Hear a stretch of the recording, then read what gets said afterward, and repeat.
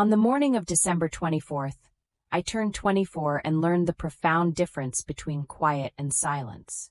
Quiet was the hush of the city after a snowfall, the soft thud of boots in the hallway, the hum of radiators in old buildings. Silence was the sound left behind when someone you loved chose absence, an ache that echoed off every surface. My name is Lina, and that Christmas Eve I stood in the doorway of the apartment I shared with my boyfriend, holding a dish of cinnamon rolls I'd made at dawn, and watched him slide his suitcase into a rideshare, all easy smiles and apologies. "I didn't think you'd mind," Mason told me. "Flights were crazy, but my sister and Nate had room at the ski house. You know, I hate the holidays anyway." I hated that he said it with the tone of a reasonable man stating facts. I hated more that he kissed my forehead as if I were a child to be placated. "Sure," I heard myself say, voice wrapped in cotton. "Be safe." He left with a wave, and I stood there with cinnamon brown sugar caramelizing to a glass-hard crust because I'd forgotten to cover the pan. The smell of them made the emptiness sharper. The first snow of winter had fallen overnight, lamplight bruised by fine white veils outside. Brooklyn turned to a soft monochrome. Inside, our little place kept its secrets. The paint chips we'd covered with a poster, the uneven tile, the dented kettle we'd insisted had character. I set a plate of cinnamon rolls on the counter, poured coffee into the mug I'd bought Mason when we'd moved in, ceramic, hand-thrown, a blue glaze like the Atlantic, and left it there as it cooled, untouched. In the living room, our tree leaned slightly, as if listening for carols no one would sing. 2 years earlier we'd bought it together, dragging it home laughing, needling each other with pine. Last year we'd decorated in matching socks his mother sent us. This year the ornaments hung where I had placed them alone. "At least you have a sense of occasion," I told it, because it felt better to address a tree than to hear my own thoughts fill the room. My phone chimed, a text from Mason. "Landed in Denver. Say hi to New York for me. Love you." I stared at the words until they blurred. Love you felt like a sticker slapped on a box that no longer fit. I didn't respond. Instead, I cut a cinnamon roll for myself and sat by the window, watching a man across the street shovel stoops. He had a scar under his eye that creased when he smiled at a toddler who waddled past in a red snowsuit, mittened hands outstretched toward the flurries. The toddler beamed back, face sheened pink with cold. I thought about the way joy shows up when you least deserve it, the way grief insists on being fed. I had a fist-sized grief and a kitchen full of sugar. I took one bite, then another, and couldn't taste a thing. We were supposed to catch a late train upstate to my aunt's house. I'd pictured the table, the string of paper cranes, the way my aunt used to close her eyes when she sang, "Oh Holy Night." When I called her to say I wasn't coming, "I think I need some time alone, Tia," she made a thoughtful sound, the kind that contained all the past Christmases she'd held my hand through. "The thing about being alone," she said finally, "is that sometimes it's there to show you you're never empty. You just need to make space for what matters. Call me tomorrow, Mija." After I hung up, I wandered. I wiped down the counters that already shone. I folded Mason's abandoned laundry, then gleefully unfolded it and stuffed it back into the basket. I put on one of our records and switched it off halfway through because it sounded like a place we used to live in. At noon there was a knock. It was Mrs. Alvarez from 4B, bundled in a pilling wool coat, her breath curling in little ghosts when I opened the door. She held a Tupperware and a paper shopping bag. "You looked like you needed tamales," she said without preamble, stepping in as if my apartment were a continuation of her hallway. "And I need someone with young knees to climb my stepladder for the star because my left hip is protesting the birth of the baby Jesus this year." Her lipstick was a perfect crimson, like my mother's when I was a child. It made me want to cry. "I'm fine," I lied, and then laughed because it sounded like a joke and because she arched a penciled eyebrow. "Good," she said dryly. "Fine people are the best star hangers. Come." I put a cinnamon roll into her Tupperware. She put 2 tamales on my plate, scolding me when I tried to give one back. I followed her down the hall and up the narrow stairs into her apartment, where the heat was turned up too high and the air smelled of masa and cinnamon and something floral. We climbed into her living room where a nativity scene lined the windowsill, velvet and gilt, the baby's painted smile tender and smug. Mrs. Alvarez gestured with her chin toward a tree decorated with photos. "This is my family," she said, pointing out faces. A little girl in a communion dress clutching lilies. A young man in a graduation cap. A woman holding a newborn, blue hospital bracelet still on. "I like that yours is all people," I said. "Mine is a graveyard of middle school art projects and glass balls that pretend to be meaningful." She laughed, a sound like sleigh bells and cigarettes. "They are meaningful," she said. "They mean you kept making things even when you didn't know what they were for." I hung the star, and let her boss me into a glass of caquito I pretended not to know was spiked. She told me stories about Christmases on tree-lined streets in Puerto Rico, during brownouts, by candlelight, by a creek where the frogs sang. When I left, my cheeks were hot and my chest looser. She hugged me as if she were the aunt I hadn't gone to see. "Tonight," she said, tapping my forehead. "Call someone, even if it's yourself. Say, what is it you really want? Answer honestly. Be brave enough to answer with something foolish." Back in my apartment, twilight fell early. Snow collected in the corners of the windows. I lit candles and pulled a blanket around my shoulders. Across the room, the couch looked like a place a person could disappear inside.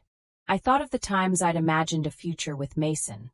A home that fit properly, a series of days that formed something like a rhythm, a tenderness that didn't need to be earned. I thought of the way he had asked again and again for space, as if love were a box you could climb into and close the lid. "What do you really want?" I asked the room. At first, the answer was small: "I want company." Then it got bigger: "I want to stop apologizing for wanting." It got bigger still: a city I had never loved with the bright ache of first sight. It was ridiculous. It was very specific. It had cobblestone alleys and a river and bridges that made you feel like you were always crossing into something new. It had a tower that was more cliché than sculpture and yet, like every cliché, felt earned when you saw it for yourself. I set down my mug. I took a breath. I opened my laptop and searched flights. The first thing the airline website asked me for was a destination. I typed it out like a dare: Paris. The prices made me wobble. I was a junior copywriter at a small firm with a fridge that smelled like the inside of a boot. Abandoning my aunt, staying alone in the city on Christmas, that had felt like a penance. Buying an international ticket on a whim felt like theft. Of money, of certainty, of the person I'd been training myself to be. I thought of Mrs. Alvarez's foolish. I thought of the way Mason had looked at me when I'd suggested we take a trip last spring. We just moved in. We should be responsible. I thought of being 24, of the way time still offered itself like a wide street. I thought of how the last time I'd done something that scared me, raising my hand in a meeting to disagree with a creative director older than God. The idea I'd proposed had become a campaign, had turned into a billboard on Houston Street where strangers took selfies. I found a ticket for the 27th, the day after Christmas, cheap enough to make my palms sweat. I thought maybe that was love, too. Your body telling you when you were close to something you cared about. I clicked purchase. Then I did something I should have done the month before. I texted Mason. "I need some space, too. I'm going away for a week. Please water the plant if you get back before me. We'll talk when I'm back." He replied quickly, "Where?" I typed Paris. Then, because I could feel his rebuttals rising like an incoming tide, I turned off my phone. That night I sat under the tree and ate tamales and watched The Shop Around the Corner, until Jimmy Stewart's kindness soothed some part of me I didn't know had teeth. The next morning I took a long walk over the bridge, the city sharp and gold, the river wearing a skin of ice. I called my aunt. I called my mother. I made a list of things to bring: notebook, comfortable shoes, the red scarf my grandmother had knit me the last winter of her life. On the 27th, the airport had the wobbly energy of the Christmas after-party. The security line was a parade of ugly sweaters and puffy jackets and pillow necks. The little boy in front of me was wearing a cape and a crown. I loved him for his dedication to the bit. I loved myself a little for being there, boarding a plane by myself to a place where my rough French would be battered into something that looked like bravery if you were going fast. When I found my seat, a window by the wing, I slid the little blind up and watched the mechanics wave their neon batons. I was already writing words in my head, a habit of job and personality. A woman in a red scarf sits on a plane. She knows a little about language and a lot about hunger. She believes in stories the way other people believe in maps. I slept in fits, woke to plastic-wrapped croissants and the soft blue pre-dawn that the airplane industry had elected to signify morning. When we began our descent, the light over the clouds curdled into something like gold. The pilot said something in French that sounded like a lullaby and then something in English that sounded like a report, and then the ground rushed up to meet us, and I was in France. My Airbnb was a studio in the 10th arrondissement with a bed that folded down from the wall, and a window that looked out over a courtyard where a cat sat on a rusted balcony and judged humanity. I waved to him. He narrowed his eyes. It felt like being welcomed by a Parisian doorman. I showered and decided I wasn't going to let jet lag win. I put on the red scarf and my boots and stepped out into the cold. There is a very specific way a city makes room for you. You walk into it and it decides whether to shift in its chair or to keep you waiting in a hall. Paris moved over for me that afternoon. On the corner, a cafe steamed up its windows and stacked pastries like small edible sculptures. I walked to the Canal Saint-Martin, where teenagers in black smoked and leaned into each other like punctuation marks. A man played the accordion with an air of apology and a hat that had collected €6 and a button. When he paused to drink water, he grinned at me with the specific joy of someone who knows his job is impossible and does it anyway. I let the city direct me. I turned where it turned. I stopped where it stopped. At a crosswalk near Republic, a woman with a wool beret nodded at my scarf and said, "Rouge comme l'amour," and I answered, "Et comme Noël," and she smiled and said, "Ah, vous voyez?" You see. I saw. Late in the afternoon, tired and overstimulation drunk, I turned into a narrow street where the buildings leaned toward each other as if swapping secrets. There was a bookshop set back from the sidewalk, the window lined with titles that made my breath do a peculiar hopeful thing. Thin spines and fat ones, poets and travelogues, a shelf devoted to books about bread. A small painted sign read library, Anglais et Français. A bell chimed when I went in. The air smelled like paper and dust and cardamom, as if someone had been brewing tea among the anthologies. A few people browsed. A woman with a green sweater and gold hoops stacked books behind the counter. Music ghosted from a speaker, a song with a voice like gravel shaken with sugar. I went straight to the travel section because I love to watch cities talk about themselves and other cities. There was a book about the river in spring. There was a book about the lives of people who lived above boulangeries. There was a slim volume of essays with a bright red cover, the title hand-sketched. How to Be Alone and How Not to Mind. I picked it up because I felt seen and because the universe was sometimes a funny, attentive thing. Good choice, a voice said from above me. At least the title. I looked up and found a man on a small rolling ladder, shelving books. He was perhaps a few years older than me, with dark hair that did a thing I could only describe as cooperative, and an expression that said he had learned to be careful with his own jokes. He wore a navy sweater and a badge that read Julien in handwriting that leaned forward like it, too, was eager to arrive. Why only the title? I asked. The essays are excellent, he said, considering. But if you are in Paris reading a book about being alone, I worry you are using the wrong part of the city. I am in Paris because I was alone, I said. And now I'm trying to figure out whether I can be alone and not feel like I am the only person at a party no one invited me to. Julien's mouth did the tiny upturn of someone trying not to smile and failing. May I make first a book recommendation, and then a less obvious one? Go for it. He descended the ladder, moved to another shelf, and returned with a copy of a novel with a cover that showed a bridge at dusk. This is about a kind of loneliness that Paris cures and a kind it cannot. It is good to read on trains and in cafes. It will make you think you can whistle. And the less obvious one? He gestured toward the window. Lasagna. Lasagna. Or crepes, he amended. But honestly, lasagna. There is a place around the corner that stubbornly refuses to be anything but extraordinary. They are open for 2 more hours. If you go now, the old woman who runs the front will tell you you are doing your life wrong, which is the Parisian welcome many people secretly hope for. That sounds terrifying. Terrifying things that are also warm and cheesy are arguably the best kind. I looked at How to Be Alone, then at the novel, then at Julien. He had the air of someone who had once been made to feel small and had refused, gently, to stay that size. Is that your recommendation? I asked. Find a grandma who insults me and accept carbohydrates. For today, he said. Tomorrow we can discuss bridges. We. He tilted his head. We sell books, he said. We also sell opinions about the city. It comes free with purchase. Does the opinion purveyor eventually accept lasagna as a tip? It's been known to happen. I bought the red-covered book and the bridge novel and an anthology of poems by a woman I'd loved in college, and then forgotten to love when I'd been busy loving someone else. Julien wrapped them in brown paper with an attention that felt like respect. I wrote my name on the receipt in English, and was surprised when he pronounced it correctly. See you tomorrow, he asked.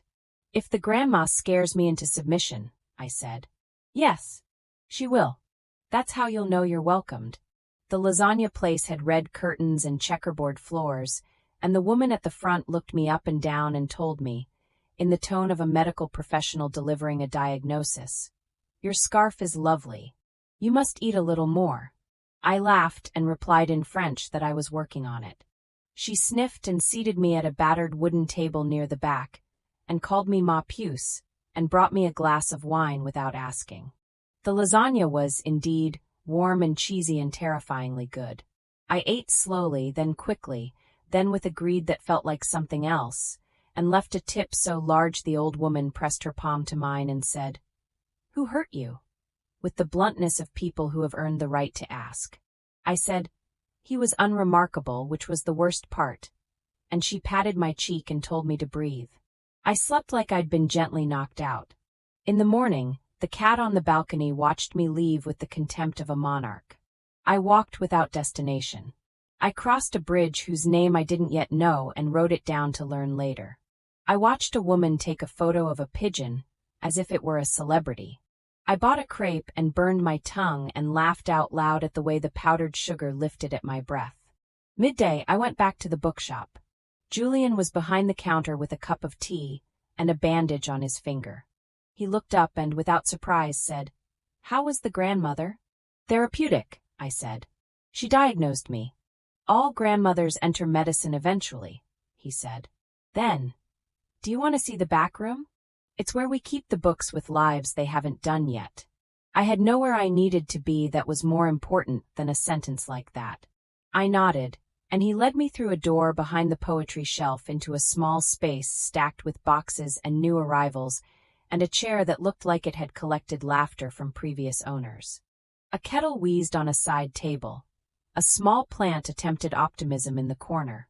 Julien poured me tea and, with a formality that made me grin, sat across from me in a second-hand chair, as if we were about to conduct a very serious interview. "Why did you come to Paris?" he asked. "Because I was left on Christmas Eve and told to water a plant," I said. "Because an old lady told me to do something foolish. Because the city I live in is full of people who bump into you because they're trying to be elsewhere. Because the city I dreamed about when I was 12 had a river that reflected faces, and I want to meet mine again." "I like that answer," he said. He touched the edge of his teacup, considering. "I came back because my brother had a baby, and because my mother needed someone to fix the air in her apartment, and because I missed getting to stumble around a place where people expect to be surprised." "You came back." "I lived in Montreal for 4 years," he said. "I dated a man named Patrick who had very clean ears and a very messy heart, and when I told him I needed more than this, he made a gesture like the French shrug that means what can you do, and also, sometimes I refused to try. He told me I needed less. I took a plane home and began selling books because it feels like telling people, without having to say it directly, Here is a thing that might keep you alive today." I thought of Mason and the way he'd looked at me when I'd asked if we could learn to cook together, to plan weekends that weren't rest but exploration. I thought of Patrick with the clean ears and messy heart, and felt a perverse solidarity. Are all the recommendations at the counter therapy disguised as novels? I asked. Not all, he said. Sometimes I also recommend crossword puzzle books when you come in hungover. We talked for an hour about the city, its secrets, the way the light tipped differently off the gold of the dome of Les Invalides in winter, the best place to watch the Seine rise with rain, the bridge that was, without fail, a magnet for proposals. I told him about the campaign I'd written that had briefly turned a minimalist shoe into a story about how running could be a prayer. He told me about the old man who came in every Thursday to read one page of Moby Dick aloud in a perfect gravelly voice, and then left without paying for anything. When a customer came in and needed help finding a copy of Rilke in the original German, I browsed the stacks until the woman in the green sweater asked if I wanted to help with the window display. I found myself kneeling on the floor arranging books by hue, fitting blues and whites into a gradient that made the world look like the inside of a wave. I felt like a child building a fort. People passing on the street paused to look. I waved at a little girl who waved back like she'd discovered a dolphin. Days fell into a rhythm. I woke and walked and learned the names of the baker and the woman who sold me clementines, and the man who, sitting on the steps near the canal, made quick and kind portraits for coins. I took notes on the city the way I used to take notes on albums in high school, as if I would be tested on knowing where the best poems Anna could be found, and which streets in the Marais smelled most like chocolate at 2 in the afternoon. I went to museums and wept quietly in front of a painting of a woman holding a letter the way you hold a promise. I sat in cafes and pretended I could make my handwriting look chic by osmosis. Julien and I found excuses to occupy the same hours. He took me to a tiny cinema that screened old movies and handed me a lemon candy like it was a ticket to a new future. I took him to a jazz club where a trumpet player leaned back in her chair and made a note last so long I felt I had lived a second life inside it. He taught me which metro stations had the best buskers. I taught him the English words for a set of New York insults he promised never to use. When I stumbled in French, he corrected me with gentleness that made the correction feel like a gift. When he spoke in English, he did so with a careful hilarity that made me rethink my own sentences. I learned that he lived with a friend who brewed elaborate coffee, that he had a sister who sent him voice notes of her baby cooing like a dove, that he had once tried to become a carpenter and had given it up when the splinters in his fingertips made turning pages hurt. He learned that I kept every receipt from every trip like they were seashells, that my grandmother had taught me to knit, and that everything I made naturally became a scarf, that when I got overwhelmed, I stared at water until my brain remembered it was a body in an ocean, and therefore temporary. One afternoon, rain came down like the city had decided to flush itself. We ducked into an arcade where an old man ran a carousel that, in the rain, looked like a memory. The horses bobbed, nostrils flared. A boy on a giraffe shrieked with laughter, legs stuck out like exclamation points. Julien watched him with the expression of someone counting the times he felt this kind of uncomplicated happiness and taking note for future use. I promised myself no men until February, I said, half to the horses and half to myself. No immediate replacements. No confessions to the first person who doesn't make me feel like an inconvenience. Julien turned a little surprised. Do I look like February? He asked, a tiny smile. You look like a very complicated January. He considered. May I be January without a job description? He said. May I be a friend until you want something else? The relief that rose in me felt like a wave meeting shore. Yes, I said. Thank you. So we were friends who watched each other carefully. We wore the uniform of people who had been told they were too much and were now practicing the art of ordinary. We texted photos of graffiti that made us laugh. He sent me recordings of small street bands. I sent him badly lit pictures of every cat I encountered. He discovered I had never been to the top of Sacre-Cœur and insisted we correct this affront to God. I discovered he had never sat by the river at dawn, when the city is either asleep or early and both states feel equally improbable, and insisted we do so with croissants and silence. New Year's Eve crept up, as if it hadn't been sitting at the end of December all along. People began to talk about plans with the half-excitement, half-weariness that accompanies ritual. I felt a tremor of panic. Would the city turn into something I could not bear? Would the midnight countdown press my chest flat against the glass of every choice I'd ever made? The last day of the year, I bought a small bottle of champagne and 2 paper cups from a corner shop, then stood in the bookshop doorway, uncharacteristically self-conscious. Julien looked up from a stack of inventory forms and tilted his head.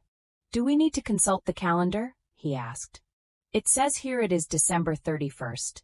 And in that case the appropriate behavior is to discuss hope like you're choosing fruit." I held up the paper bag.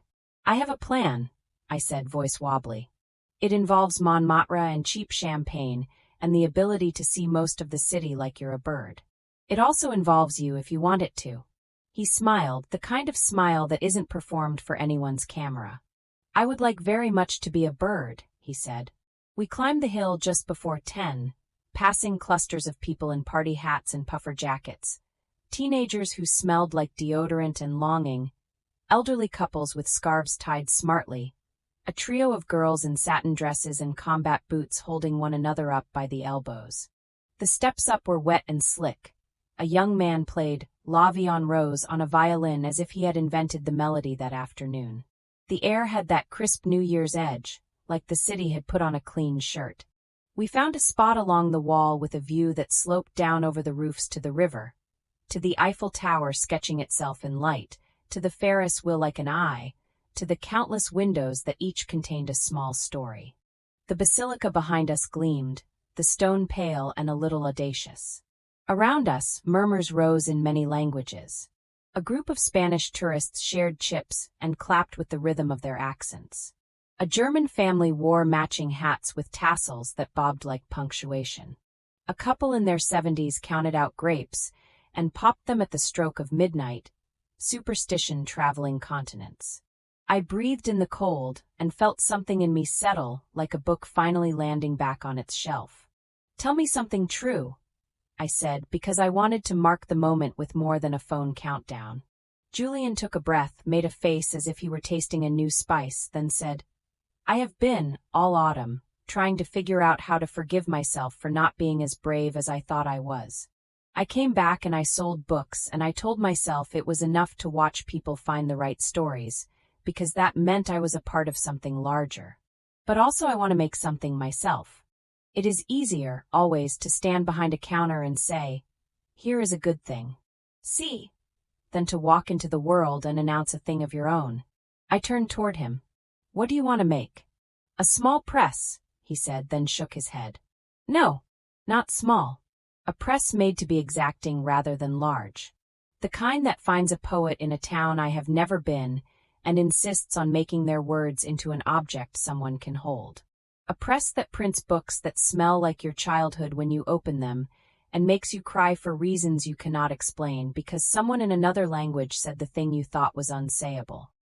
"Do it," I said, because I meant it and because the world was already crowded with people who would tell you why not. He looked at me, startled. "Then, tell me something true." I opened my mouth and was surprised to find I was not embarrassed. "I like who I am here," I said. "I thought the city would be a mirror that showed me alone when what I had wanted was a we. But it shows me, a version I can like even if I'm the only one in the room who does. I don't want to go back and argue with someone about whether I deserve his attention like it's a commodity on sale.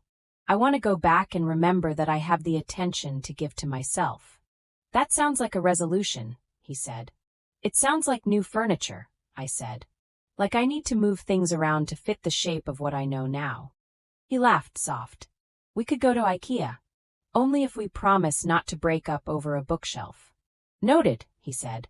At 5 to midnight, the crowd's hum turned to a pull, everyone checking their phones, tightening scarves, unwrapping fireworks they swore were legal, pressing kisses to cheeks that had earned them.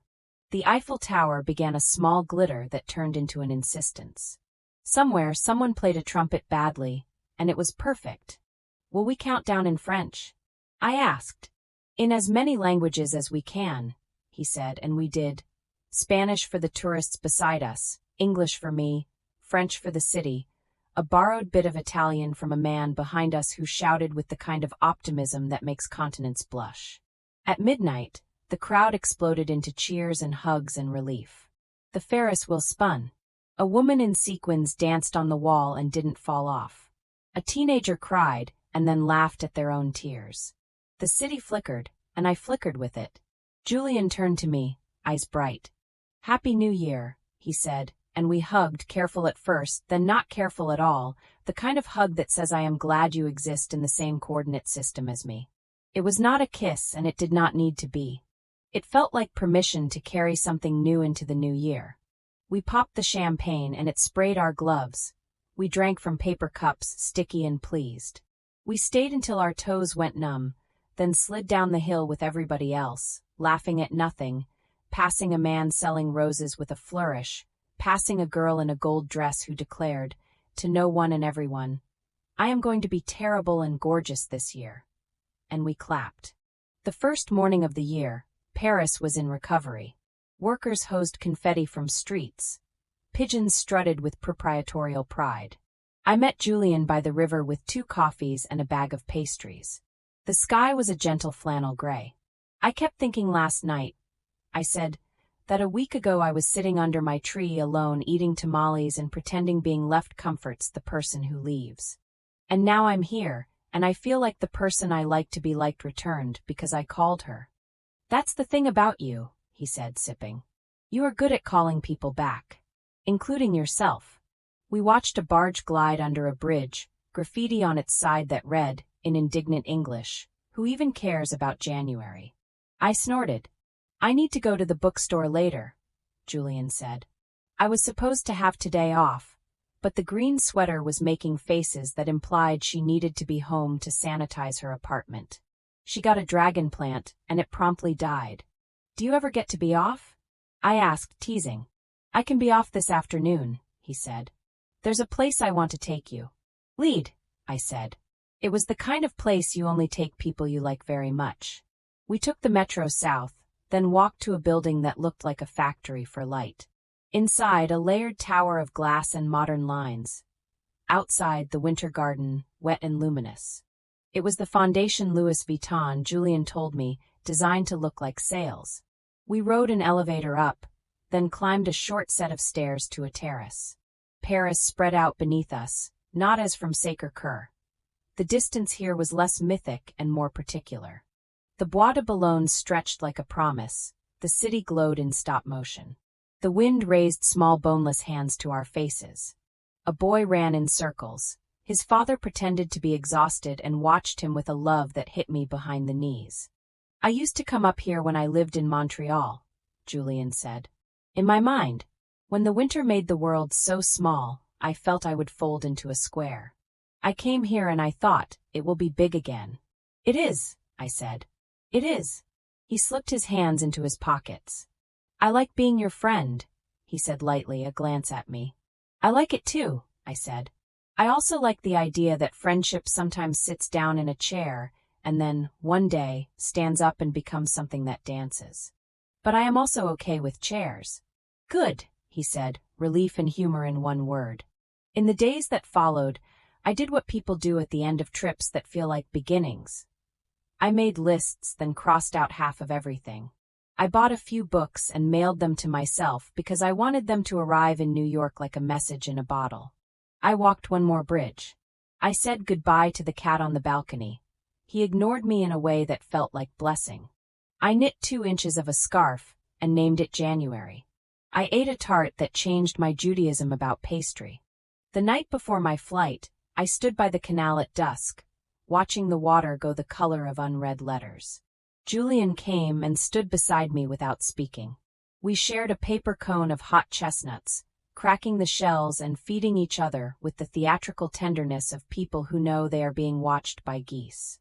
"I don't want to go back and return to the same story," I said.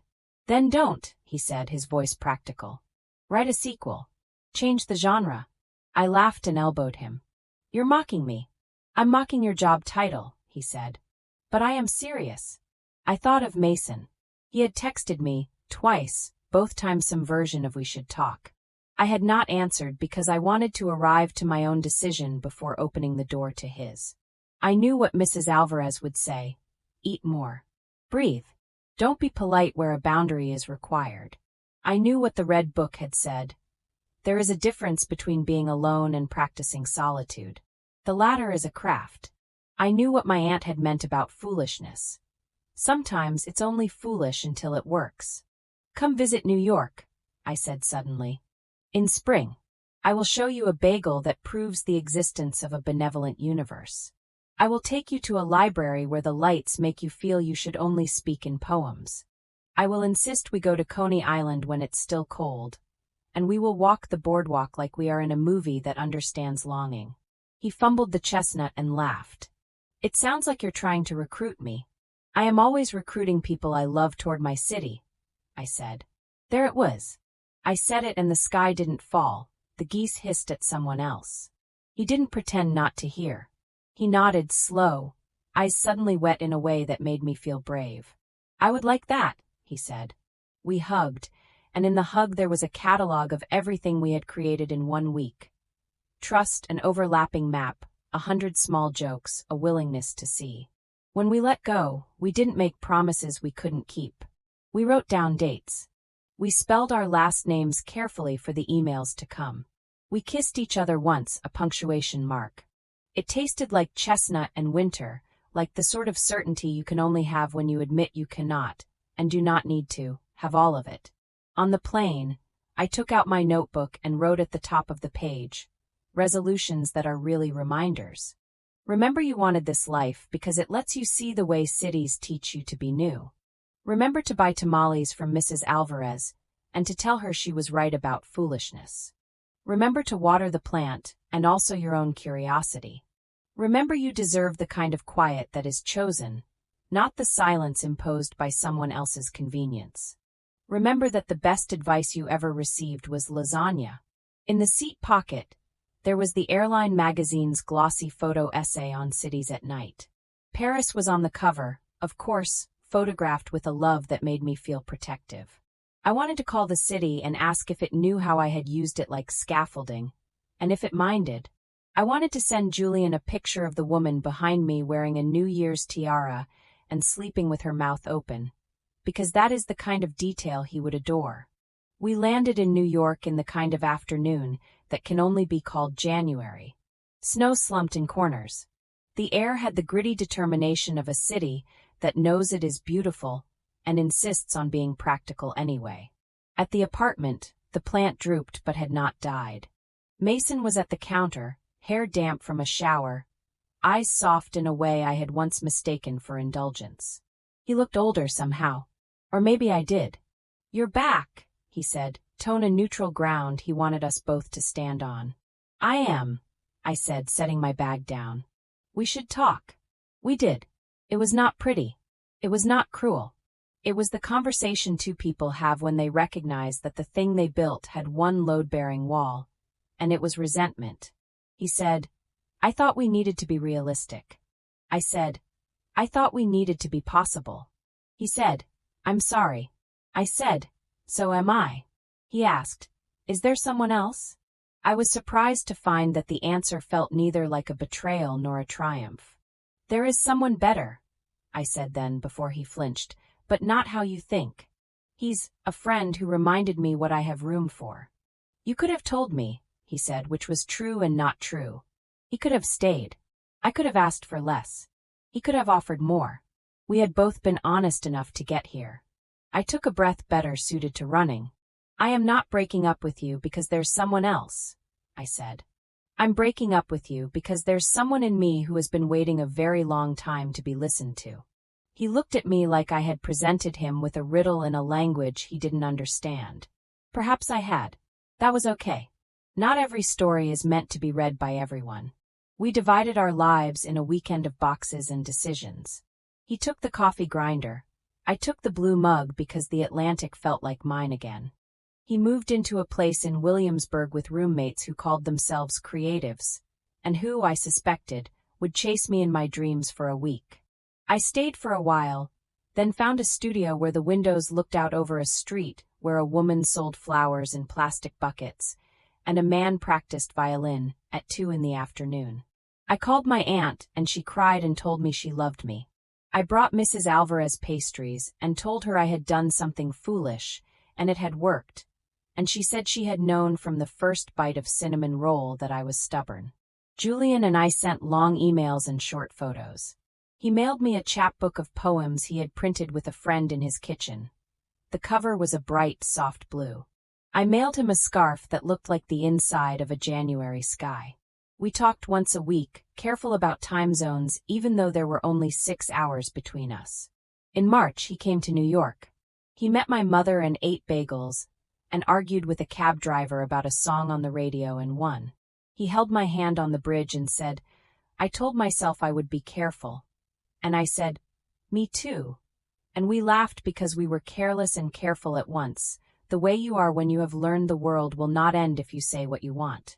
In April, I went back to Paris for a weekend. It felt like spring had written as a special edition.